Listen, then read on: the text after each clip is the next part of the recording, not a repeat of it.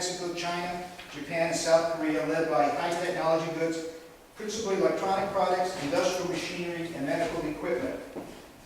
Canada and Mexico are our largest trading partners. What's that say about NAFTA?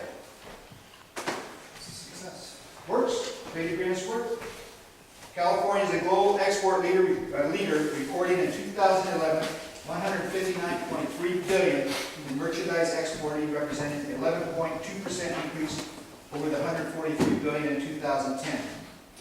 Year over year, our export values rose in all categories. Manufactured goods rose 7.2% to $102 million. Non-manufactured exports, chiefly raw materials, increased 15.9% to $20.2 billion. Foreign affiliate employment accounts for over 700,000 jobs in California. That's dropped a little bit because of the recent Great Recession. Nationally, the U.S. set all-time calendar year records in both imports and exports. U.S. exports of goods and services rose 14.5% year over year to about $2.1 trillion. Imports grew nearly 14% to $2.6 trillion. They're nationals here. If we don't get it, our competitors are going to get it. We talk about the Pacific Rim. We talk about Asia and California. Well, do we look around South America there? Is there some Pacific Rim countries there? Chile? Mexico? So, why do you suppose it is that, though, in the wine industry, our trade differential, top 7, 8 other wine-producing countries, we only export about 2.5% of what we import from those 7 or 8 other countries? Argentina, Chile, New Zealand, Australia, South Africa, Italy, France. What are we missing on that relationship? Because if we're trying to create jobs, sell wine, and we're importing billions of dollars in and only millions of dollars out, there's a job differential. What can we do there? Is that something in SBA you guys are discussing? To understand your question, are you saying why are we importing more than we're exporting? From those other wine-producing countries, yeah. I mean, that's also, we're losing jobs there. It's all about jobs selling. We're importing billions and exporting very little. Well, you know, anecdotally, I think I can answer that a little bit, and Eric would love some input from you as well. You know, part of the free trade agreements and the idea of free trade is really rising tide lifts all boats. So if we believe in that, what's happening right now with Chile, for example, is Chile now, they've been working with pro-Chile and the Chilean government, their agricultural program was seeded with UC Davis, for example. They've been going back since 1950. And one of the things that we now have in year 2000 is a society that is now beginning to buy our fruits and vegetables. They actually have disposable income that can support that. So that's what we're seeing, is we're seeing the lag. Also, the wine that's being bought out of China is the same thing. We're now seeing people that were making pennies on the dollar. The middle class is rising and they have disposable income to buy our products. Yes, we are putting our foot out first, and we're opening our borders to develop the rest of the world, and they're now buying our products. So we're just seeing the beginning of that. Does that? Looking at the last 10-year data, it doesn't really prove out very well, unfortunately, from those major producer countries of the world. It's incremental. Are sure to us. No, absolutely, it's incremental, and it can hurt. That's the theory we're working on, and we're seeing that happening. Any comments? We're not going to get through this program. Okay, got it. Sorry. We got Thank you, questions at the end, but And I'd be happy to have we're only on the third percenter. We got quite a few more. Yeah, absolutely. Right, thank you. Sorry.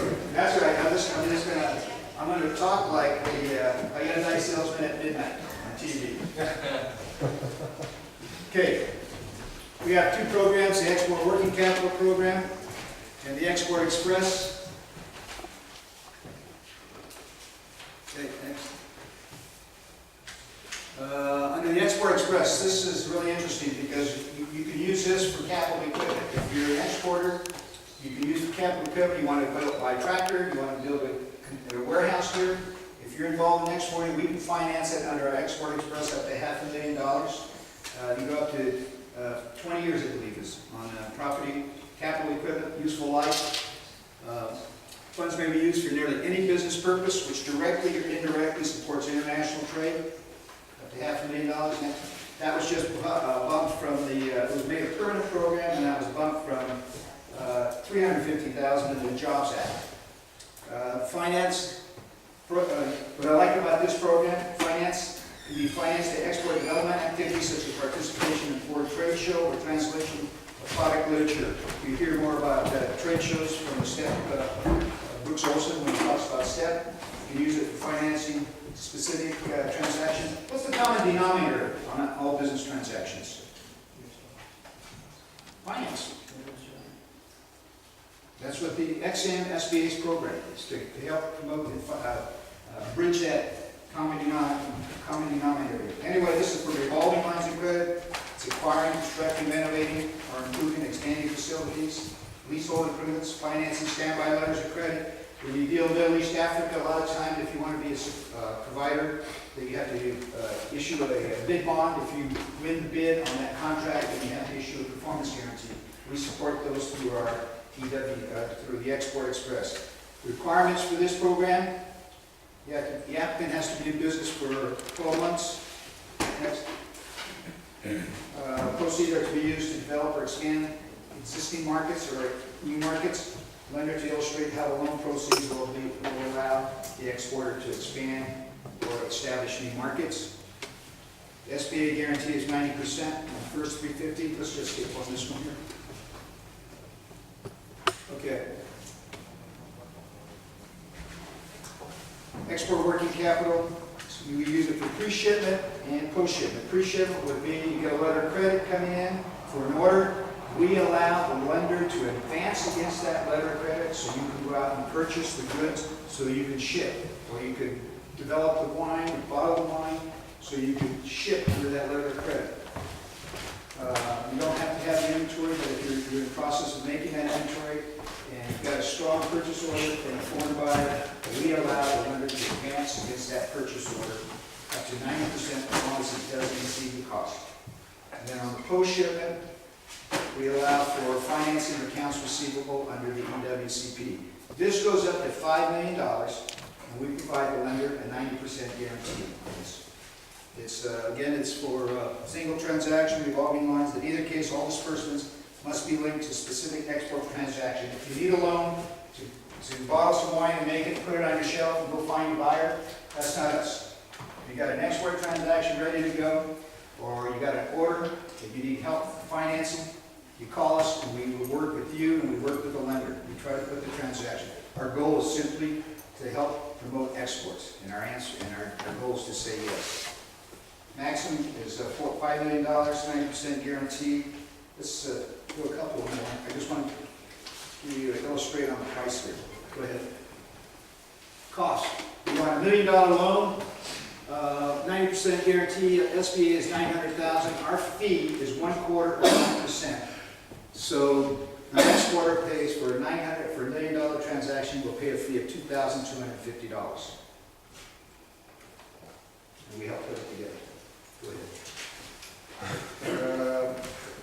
Eligibility features must demonstrate ability to perform SBA size standards. You can pull that up on the SBA website. I think right now it goes up to qualify under SBA's small business. You go up to $15 million sales, and I think it's $5 million in net worth for the company. If you fall under that, then you qualify as a small business. Trading companies are eligible. Country limitation schedule, we follow XM banks. If you're talking about Cuba, we can't finance it. In countries that we cannot trade to, we're just off the charts. We cannot touch that. SBA will prepare the loan authorization. And there's some differences between the SBA and XM's program, and we'll go over that real quickly. And please understand, we're not competition. We're not on a commission basis. I refer transactions to Jim's office and vice versa. Our goal is just to put the transaction, but SBA is asset-based or transaction-based. We will allow financing against the transaction, i.e. advances against the purchase order or letter of credit. We have no collateral bond requirements. The big portion is we have no U.S. content requirement. Our big requirement is that it has to be exported from the U.S. To give you an example, there was a company in Michigan that was exporting scrap steel to China. And they found a supplier of scrap steel in Canada. And they wanted to do what we call a third country shipment, purchase the scrap steel in Canada and export it to China.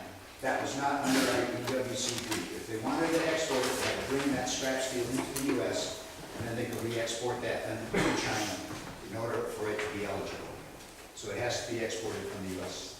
And I'm going to be around, so if you have any questions, I want to keep going a little bit more. Keep going. That's me. If you have any questions, please let me know. I'll be over here in the corner. I've got my business cards. I've got some good handouts here.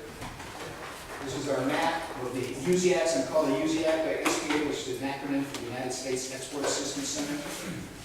I got details on our program, the EXIM program on this year. Be happy to talk to you about any of this. And that's it. Thank you.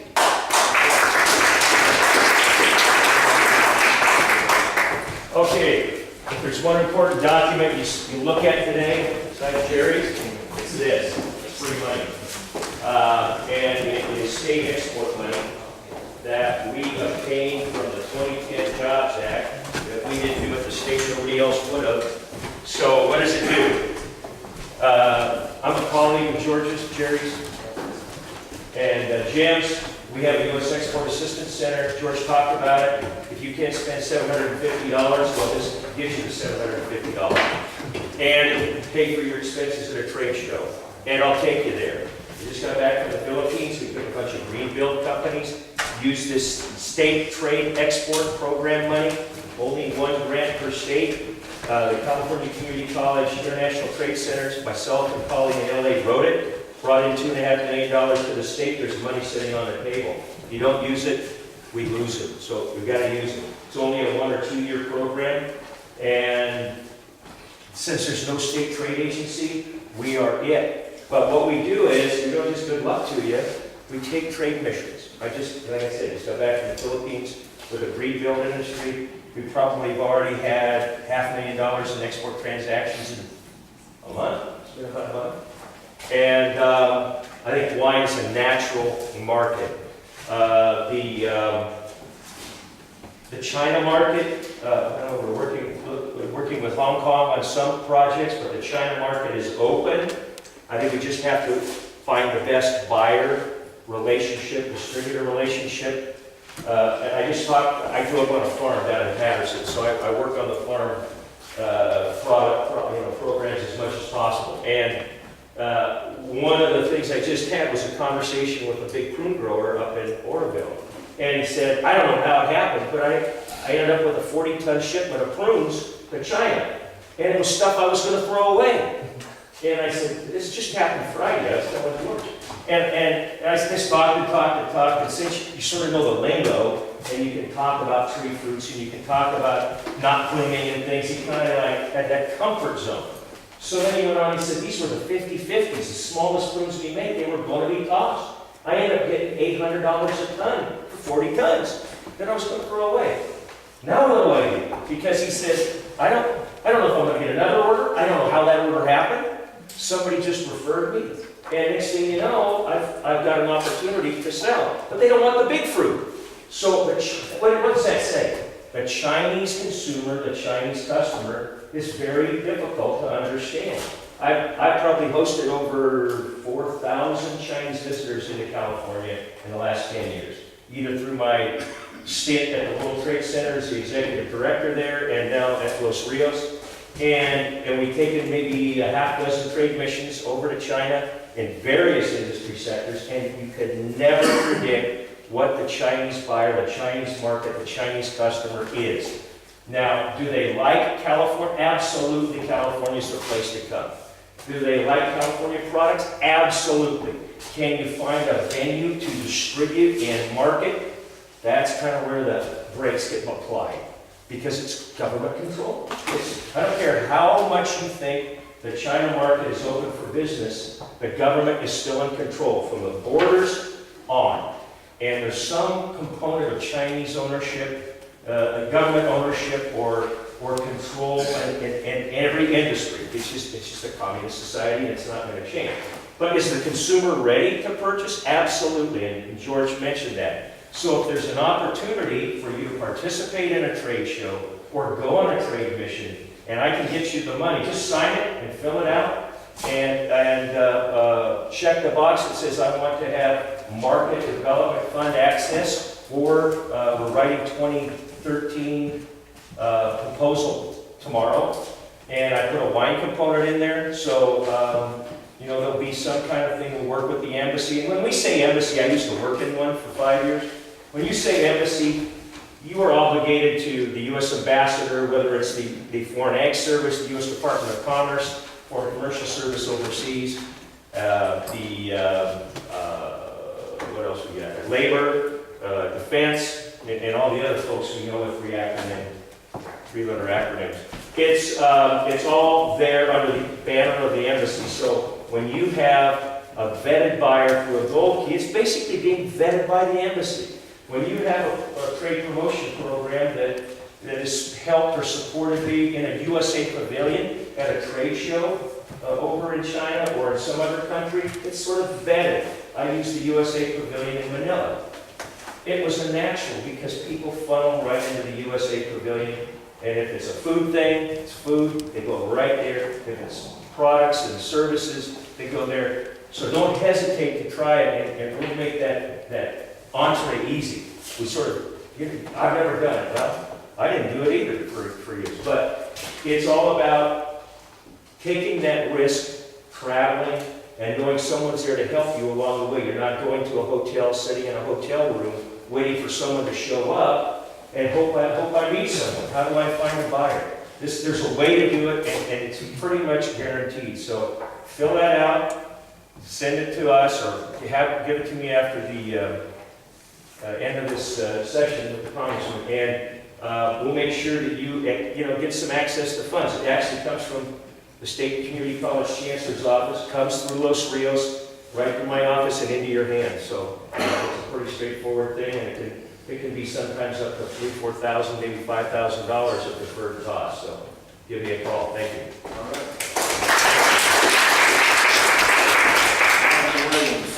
Intel program.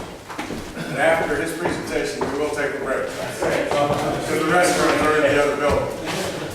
So thanks for having me, Congressman. It's great to be here. Marilyn, Bob, thank you very much for the invitation, and thank you all for being here. I've got 4 slides for you, so we'll wrap this as close to the back on schedule as we can. And what I'd like to do is talk to you from an Intel perspective. I think it's a little bit of a case study. Now, you wouldn't necessarily think high-tech or semiconductor manufacturing would be a case study necessarily for today's topic, but I'm going to try and put it into that context. Indulge me with a couple foundational slides on Intel, and then I'll take you kind of how I think this pertains directly to what we're talking about with China and the opportunity in China. So just a little quick overview of Intel in California. We've got about 12,600 employees here, and I want to capture the capital investment number. $4.3 billion is what we've invested in China. Now, of course, Intel is a very big company, $50 billion in revenue last year, but we started as a small company, right? We started in 1968. So I think the story is, a lot of your small companies, a lot of your small members, aspire to grow globally, right? Intel is a global company, so the perspective I'd like to share is a company that has grown over the last 40 plus years into a large company, and a company that's doing business globally. A very quick shot of our global operations, and what I'd like to highlight on this is the fact that 80% of our revenue comes from outside the United States. 75% roughly of our manufacturing is in the United States. So to Jim's point, Jim was right. Micron is a large semiconductor manufacturer focusing in the flash memory business, and they're very large in the United States as a manufacturing operation. Intel is the largest domestic semiconductor manufacturer in the United States, with roughly 3/4, like I said, of our manufacturing here in the United States. But the key aspect for today, 80% of our revenue coming from outside the United States, right? Intel went, and here's where I'm going to start taking it back into China. Congressman, what was the U.S. growth rate last year? U.S. economy, 2%? 3%? 2.2? 2.2%. Intel grew 25% last year, right? $40 billion in revenue the prior year, last year, and $50 billion in revenue. You don't grow $10 billion in revenue, you don't grow 25% year over year. When the U.S. economy is at 2.2% without being able to be successful globally. And what we're seeing, and the point earlier about the Chinese economy, what point is it going to overtake the United States economy? At what point has it already overtaken the U.S. economy in certain sectors, right? In PCs, computers, in smartphones, it's on the cusp of being the #1 market in the world, right? So when Intel is making an announcement in the smartphone space, and we're announcing our first big relationship with a carrier, that announcement was with China Mobile, not with a U.S. carrier. And you'd think, well, wouldn't it be great if it was with a U.S. carrier? Well, wouldn't it be great when it's with the carrier that represents the largest market in the world? That's the announcement that we had this year, right? That's what we think will take us from $50 billion to $60 billion in revenue, even though next year the U.S. economy is projected to also grow in the 2 to 3% range. People are talking about the dampening in China and the Chinese economy. That may be true. It's still projected to grow 8% next year, right? So it's still growing. It's still very robust. And of course, our growth, despite the fact that the preponderance of our manufacturing, the vast majority is still in the United States, our revenues are more and more preponderance coming from outside the United States. So getting into the specific space for our industry and how I think it directly applies to what you're experiencing. The PC penetration by region, established APAC, we're talking Taiwan, Singapore, South Korea, in North America, roughly full capacity, right? I mean, there's still some room to grow, but roughly full capacity. The world, roughly 40%, China, roughly a third. Significant upside growth there. Now, what is the size of the Chinese middle class? The Chinese middle class we referred to earlier. And even if it were 10% of their roughly 1.8 billion people, that's a market roughly the size of the United States, right? The opportunity is tremendous. That's 10% of their population being middle class. 180 million people roughly. Tremendous opportunity there. So what we're seeing is the upside for us in these emerging markets, right? And we're talking a lot about China today. It's not just China, it's the entire BRIC collection, right? Brazil, Russia, India, China, even some of the other markets that are the TIM BRIC, if you've heard that. That's Turkey, Indonesia, and Mexico, right? That's the newer acronym that you may start to hear. The opportunity in those countries for your companies, your members, I think is enormous, right? I don't want to lose sight of the fact that it's not just China. The opportunity really is global, and that's very exciting. I think, we'll talk maybe a little bit about what it feels like for this emerging middle class in these emerging countries. And even though I work for Intel, because I think I work for the United Nations, right? It is such a global company. It's such an amazing environment to be part of. And to see it in our cafeteria, you have these talented people from all over the world that are really choosing to be in the United States. They could be anywhere in the world, and they are choosing to work in the United States. They could go back to their home country. Some of them do. When they go back to their home country, of course, they're contributing to this middle class explosion in their own country. These are your customers, right? These are your customers who are educated in the United States. They might stay in the United States. Companies like Intel want them to stay in the United States, but they might go home. And when they go home, they're going to be buying your products, right? They get a taste of the finer products here, and they go home, and they ultimately want your products. You had a question, sir, earlier, a couple speakers ago, about what you thought was the reason why New Zealand and Chile, they're exporting those wineries. I think your question was, why are those wineries, why are those winemakers exporting more to the United States than we are exporting to their countries? To me, I think it's captured in this slide. their domestic market is so much smaller than ours, right? Why are we doing a deal with China Mobile? Because it's potentially the biggest market in the world for us. Why are they so excited about exporting to the United States? Because that is still the biggest market in the world for them, certainly much bigger than their own domestic market. So I think for us, you know, if Intel were to focus on the domestic market, there would be no Intel, right? Winemakers, especially in this region perhaps, can continue to focus on this region and be very successful. But the upside globally is so great, and that's, I think, a really exciting opportunity. And I think that's what maybe the New Zealands and the Chiles, they've experienced that more acutely because their domestic market is so small. I don't know if that intuitively makes sense. As I heard your question, that was intuitively where I went. Last slide, and then I'll turn it over to our break. Let me show you, this is the data that I think bears this all out. You look to, if you can see this, I hope you can see it, I know it's very small, I tried to blow it up as big as I could. If you look back 15 years or so, the weeks of income it took in Brazil, China, you see some other regions here, and I'll explain in the acronyms if you have any questions, but let's just look at China. In the year 2000, 112 weeks of income to buy a PC, to buy a notebook PC, a laptop, right? Here we are 10 years later, 7.1 weeks.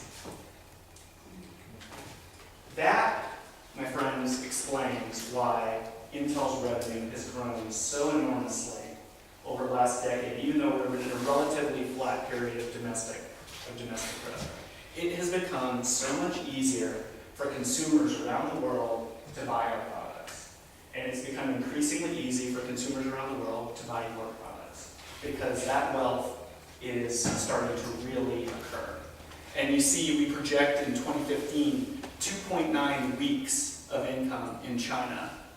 Worldwide, 2.2. China on par worldwide, right? With the ability to buy, we're talking laptop PCs here. The bottom graph is consumer desktops. Today, roughly 4.9 weeks in China, 2.7 in 2015. In Brazil, 2.0.